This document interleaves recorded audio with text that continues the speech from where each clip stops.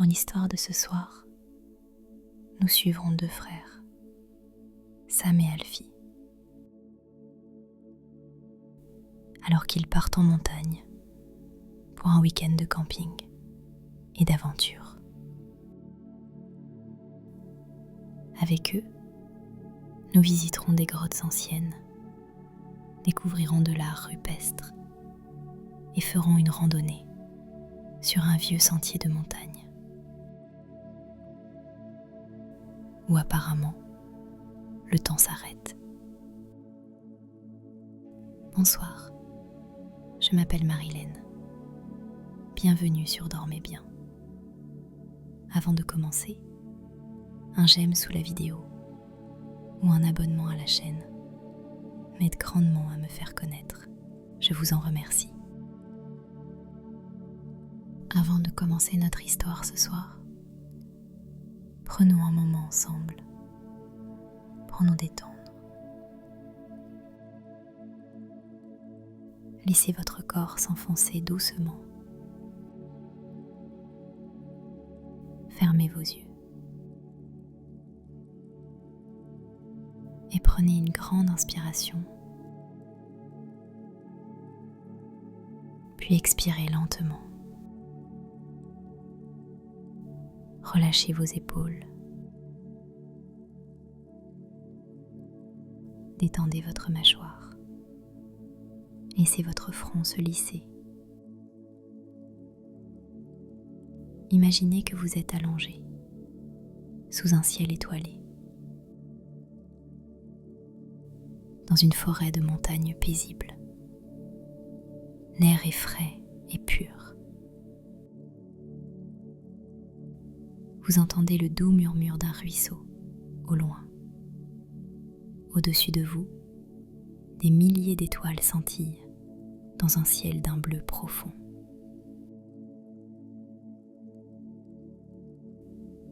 Vous êtes en sécurité. Vous êtes en paix. Vous êtes exactement où vous devez être. Et maintenant, notre histoire peut commencer. Sam et Alfie sont 2 frères jumeaux. Mais leur personnalité ne pourrait pas être plus différente. Sam est pensif et rêveur. Il préfère les choses tranquilles de la vie. Alfie est spontané, toujours à la recherche de la prochaine aventure. Pourtant, les frères partagent une passion commune. Tous les 2 ont une chose préférée au monde, et c'est le camping. Une fois par an, chaque été, ils rassemblent leur équipement de camping et partent dans les bois, des anciennes montagnes, près de la maison où ils ont grandi. C'est à nouveau ce moment de l'année. De bon matin, les frères se retrouvent à la gare de la ville et louent une voiture. Cela fait des années qu'ils n'ont pas vécu dans ces régions. Avant de partir, ils décident de prendre leur petit déjeuner au café où ils venaient régulièrement quand ils étaient plus jeunes. L'endroit n'a pas changé. Il y a toujours les mêmes chaises en vinyle rouge qui grincent, la machine à café sifflante et de grandes et délicieuses tartes alignées sur le comptoir, fièrement exposées sur des présentoirs en verre. Ce matin, ils ont 3 sortes de tartes: cerises, pêche et fruits des bois. Sam et Alfie prennent place près de la grande fenêtre, observant les brumes matinales qui sont descendues des montagnes. Les routes sont vides,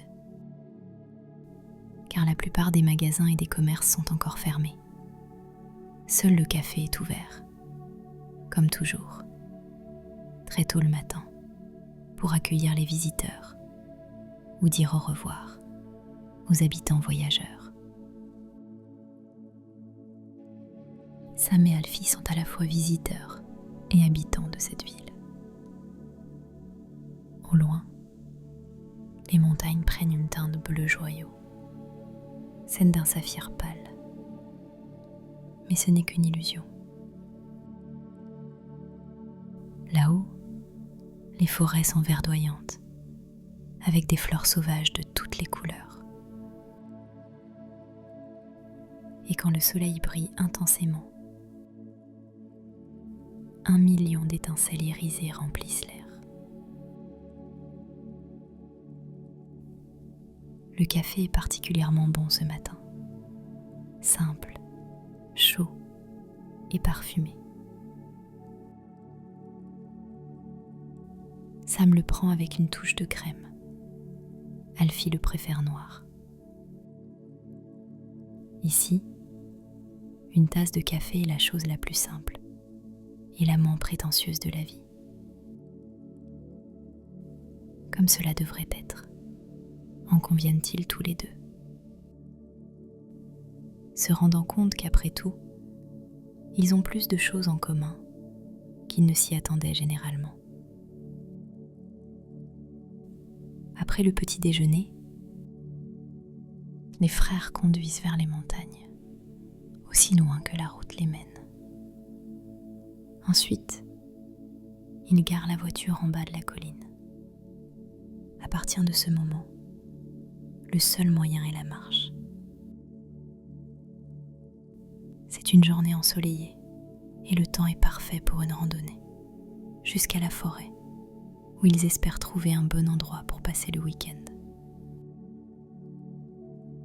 Les frères se regardent et sourient, en faisant leurs premiers pas le long du sentier étroit, qui s'est formé naturellement au fil des ans. Sam et Alfie savent que pour les prochains jours, ce ne sera qu'eux et la beauté sauvage de cette terre vierge et des cieux sans fin. C'est un changement de rythme bienvenu par rapport à l'agitation habituelle de la vie. Dans ces régions, l'une des caractéristiques les plus frappantes est le visage changeant de leur environnement. À chaque saison, le sentier qui mène du pied de la colline à la forêt est bordé principalement d'arbres. En été, la verdure luxuriante de ces arbres et de ces fougères est profonde et riche, avec la douce chaleur de la saison. Mais plus tard dans l'année, à l'approche de l'automne, les feuilles deviennent d'un jaune scintillant, qu'on peut à peine croire qu'il s'agit du même arbre. Ce n'est pas un changement soudain. Cela se produit par degrés, alors que l'été cède la place à l'automne. Pour Sam, c'est ce qu'il aime le plus dans la région. Comment la nature prend son temps pour changer et comment les changements suivent une logique invisible, mystérieuse, gouvernée par le mouvement de la Terre.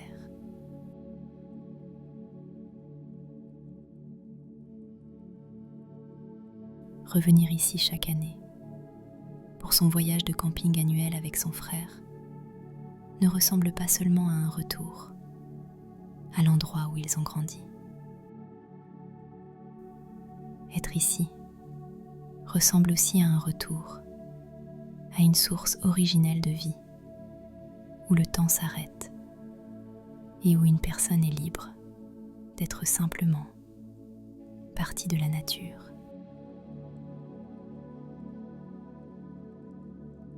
Alfie marche un peu devant son frère le long du sentier. Midi est encore à quelques heures et il espère atteindre le vieux ruisseau d'ici là. Une fois que le soleil sera haut dans le ciel, il fera assez chaud et il sera impatient d'enlever ses vêtements de randonnée poussiéreux et de se rafraîchir dans les eaux cristallines du ruisseau.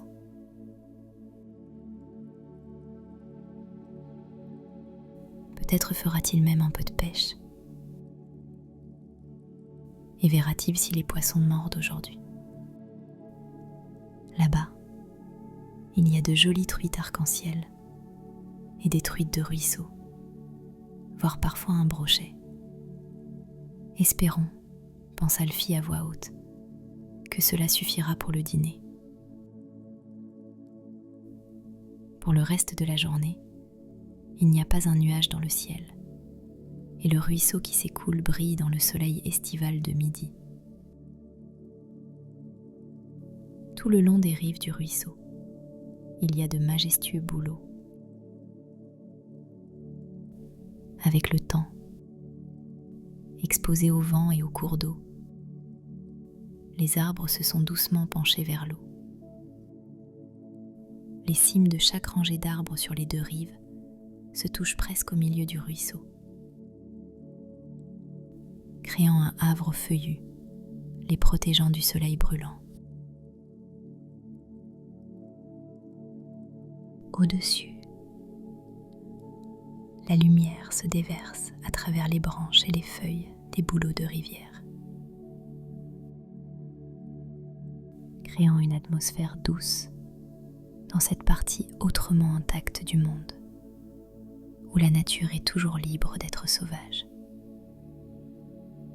Sam et Alfie décident que c'est l'endroit idéal pour installer leur tente pour le week-end. L'année dernière, ils avaient choisi un endroit en bas de la vallée, au cœur d'une clairière entourée de fleurs sauvages et d'érables à sucre. Là-bas, ils avaient vu une biche et ses petits brouter près de leur tente. D'ici, ils sont plus susceptibles de voir la biche à queue blanche venant boire dans le ruisseau et se rafraîchir, ou d'apercevoir un castor occupé à construire un barrage. Peu importe l'endroit qu'ils choisissent dans ces bois, ils révèlent toujours une partie spéciale de la nature et de l'ordre naturel. Alors qu'Alfie se ferait un chemin dans l'eau pour tenter sa chance avec les truites d'arc-en-ciel et les brochets, Sam observe avec un émerveillement silencieux l'harmonie visuelle qui l'entoure. Les arbres, le ruisseau, les hautes herbes et les oiseaux au-dessus forment tous une image parfaite. Quand il était petit garçon, sa chose préférée était de s'allonger dans l'herbe et de regarder les nuages passer, essayant de décider quelle forme chacun avait. Maintenant, il s'abaisse lentement sur l'herbe, qui est un peu mouillée et fraîche du ruisseau à côté, et regarde en l'air. L'herbe fraîche lui fait du bien contre sa peau chaude, après une longue randonnée sous le soleil estival.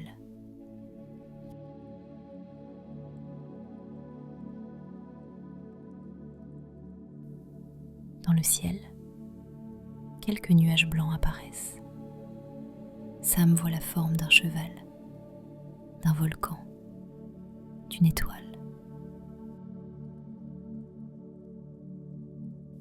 Et même un nuage qui ressemble à un bison qui vivait dans cette région il y a de nombreuses années.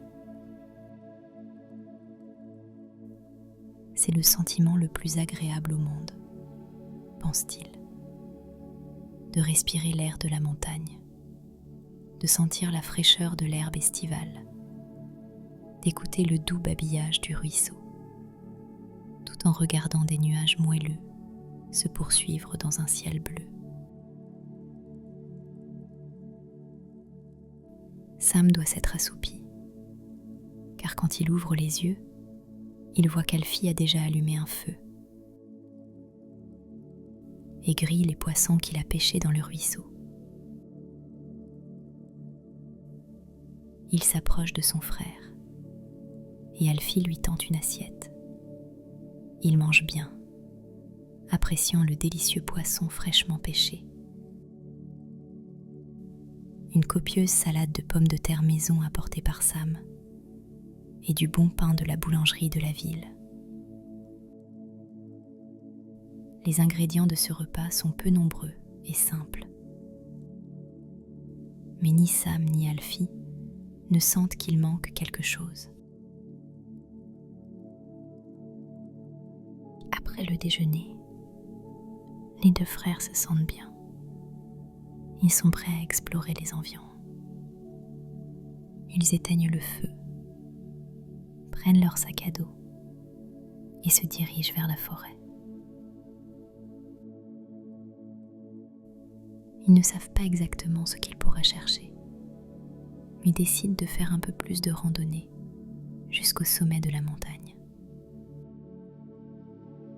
où ils ont entendu dire qu'il y a d'anciennes grottes.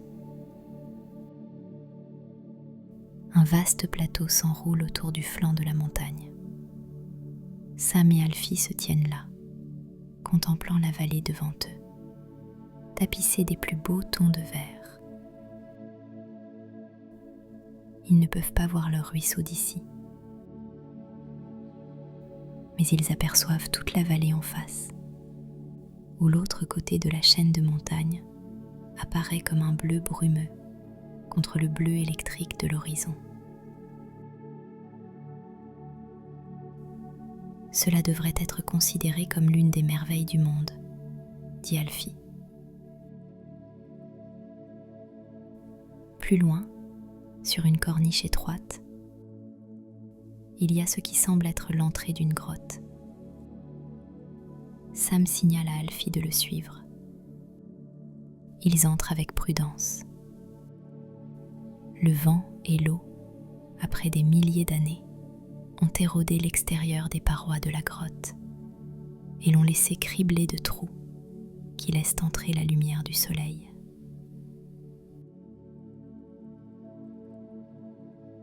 Des faisceaux de lumière blanche, brillante, pénètrent dans la grotte depuis ses côtés, créant un jeu de lumière et d'ombre. Plus loin à l'intérieur de la grotte, il découvre un bassin naturel qui brille en turquoise, à la lumière du jour pénétrant par le toit au-dessus. L'eau est cristalline et les ondulations à la surface se reflètent sur les parois de la grotte. De légères lueurs blanches vacillantes dansant tout autour d'eux. Sam suit les ondulations réfléchies le long des parois de la grotte avec ses yeux. Elle dirige son regard vers un mur, du côté opposé de la grotte, où les faisceaux de lumière ne peuvent pas tout à fait atteindre. Il s'approche. Il est accueilli par une vue incroyable. Sam appelle son frère pour le rejoindre, qui est toujours près du bassin, en train de remplir sa bouteille d'eau avec l'eau fraîche de la source. Ils se tiennent devant ce qui doit être de l'art rupestre ancien. À première vue, Sam et Alfie peuvent voir certaines images qui ne sont pas difficiles à identifier. Des élans, des bisons et des lances. Il y a aussi différentes formes humaines, peintes et sculptées sur le mur. Mais celles-ci ne sont pas aussi faciles à interpréter. Certaines pourraient être des scènes de chasse.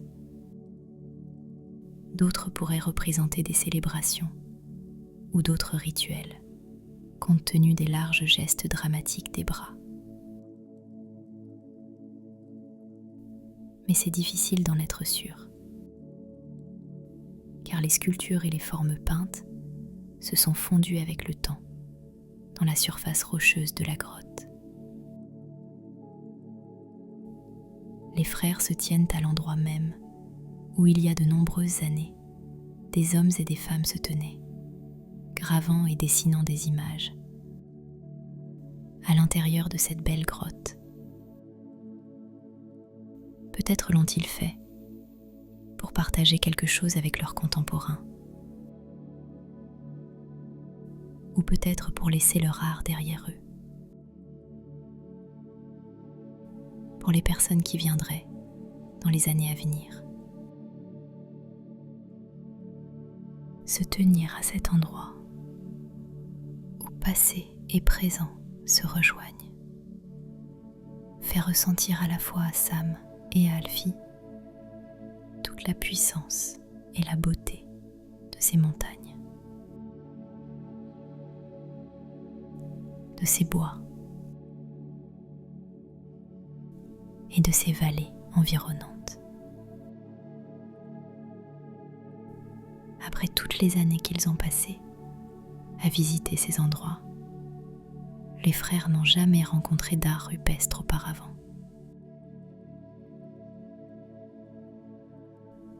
Les images sont à couper le souffle, en style comme en contenu. Il y a une beauté spéciale dans les histoires partagées à travers le temps. Sam regarde sa montre et réalise que la soirée approche, même si les journées sont longues en été et qu'ils ont des lampes de poche dans leur sac à dos. Il suggère qu'ils commencent à descendre de la montagne et à retourner à leur site de camping. Alfie est d'accord. Le soleil est plus bas dans le ciel maintenant et l'air est devenu plus frais. En descendant le sentier, il y a une brise agréable et elle fait du bien sur leur visage, réchauffé après une journée passée à l'extérieur. Alfie a hâte de retourner au ruisseau et de se laver le visage dans l'eau claire. Et Sam lui aussi est impatient de plonger ses pieds dans le courant frais et de se détendre après une merveilleuse journée de randonnée et d'exploration.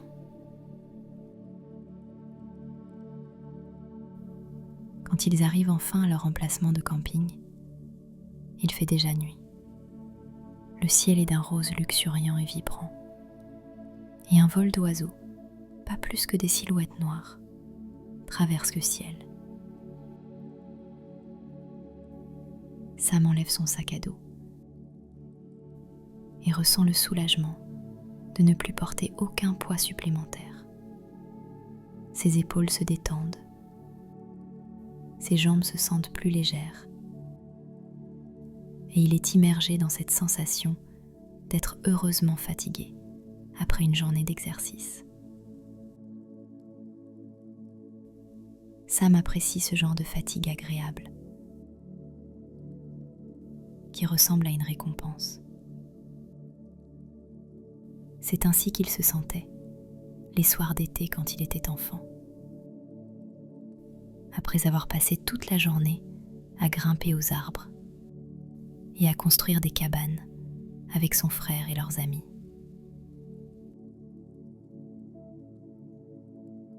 Alors que la lumière continue de faiblir, Alfie remarque qu'un essaim de lucioles s'est rassemblé juste au-dessus du ruisseau.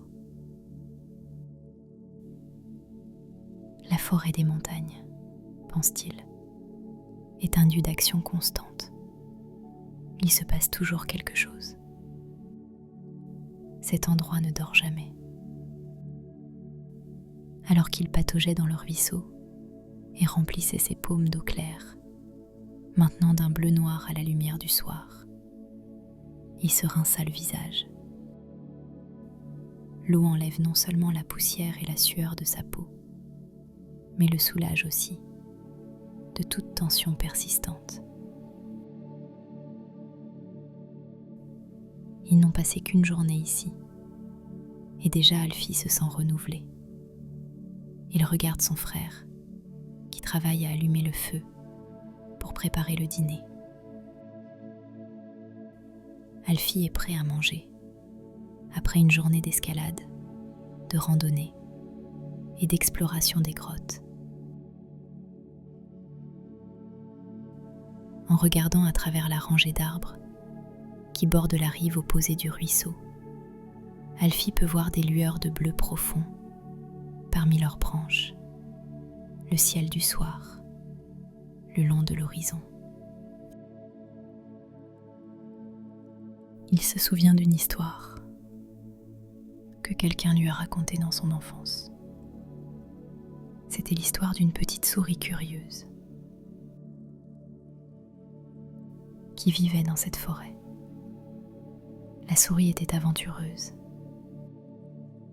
et cherchait toujours quelque chose de nouveau à découvrir et à voir. Ce qu'elle voulait explorer par-dessus tout était l'autre côté de la chaîne de montagnes, la crête de l'autre côté de la vallée.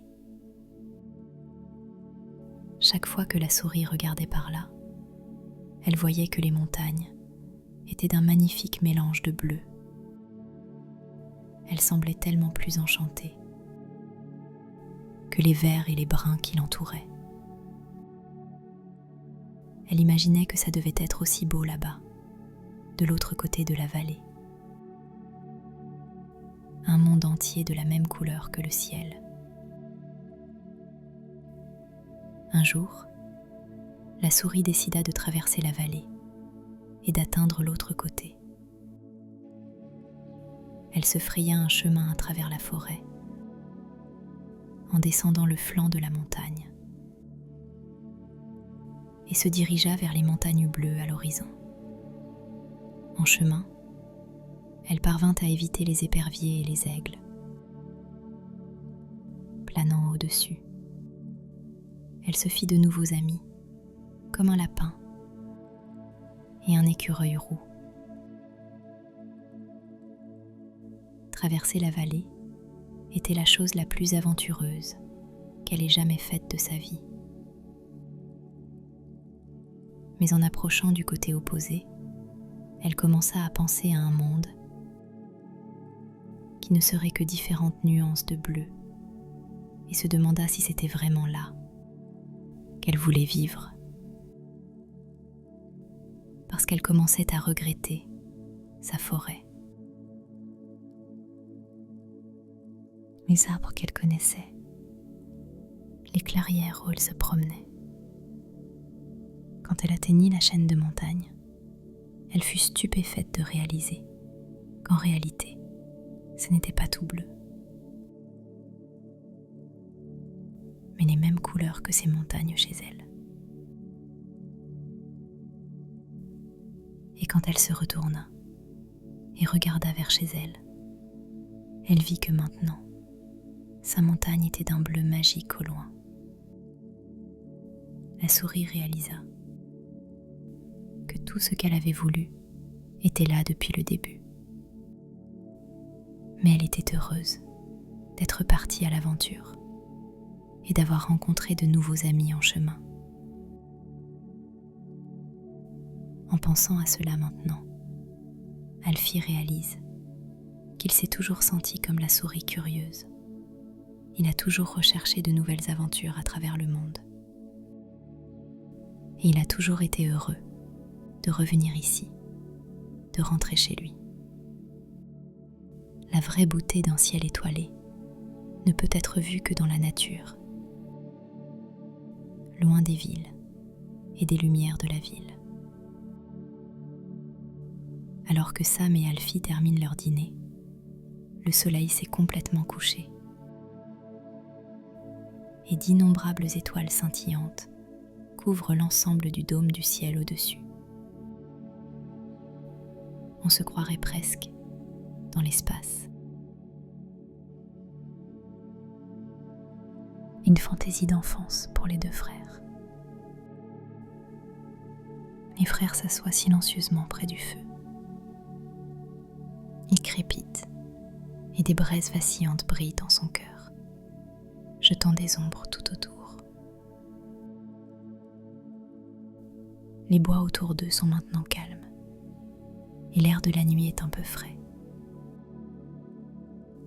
Il fait bon de s'asseoir près du feu et de sa douce chaleur. À partir d'une des glacières, Alfie sort les desserts. Des parts de tarte aux cerises, à la pêche et aux baies sauvages d'été. Achetés au café plus tôt dans la journée, ils se les partagent et les servent avec des tasses de thé chaud qui sont brassées juste là sur le feu. L'acidité des cerises, la douceur délicate des pêches et le piquant des baies ont le goût de petites bouchées de paradis. Les frères ne disent pas grand-chose, mais le contentement qu'ils ressentent tous les deux parle de lui-même. Une fois que la pleine lune est haute dans le ciel, il est temps d'aller se coucher.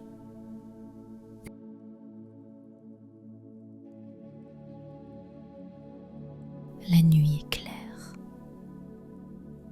et l'air est agréable. Sam et Alfie sortent tous les deux leur sac de couchage de la tente et décident de se coucher là, sous les étoiles. Les frères se relaient pour identifier les motifs dans le ciel, des constellations qu'ils ont regardées depuis qu'ils étaient petits garçons.